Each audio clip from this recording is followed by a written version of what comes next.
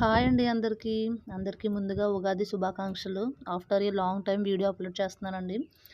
ముందుగా మనం మామిడికాయ, వేపిన శనగపప్పు, బెల్లం, కొబ్బరి తురుము అన్నీ కూడా మనం కట్ చేసి రెడీగా పెట్టుకోవాలండి. వేప పువ్వు అదిని చూడండి చూపిస్తున్న విధంగా అన్నీ కరెక్ట్గా పెట్టుకొని ఒక పెద్ద బౌల్ తీసుకోండి. ఆ పాప నేనేస్తా అని చేత పట్టుకుంది అన్నీ కూడా. ఇక్కడ ప్లేట్ తీసుకొని 1 బై 1 వేసుకోవాలి. ముందుగా కొబ్బరి ముక్కలు వేసుకుంటున్నాను నేను. తర్వాత వేపిన శనగపప్పు కూడా వేసుకుంటున్నాను. ఆ తర్వాత బెల్లం వేసుకోవాలి.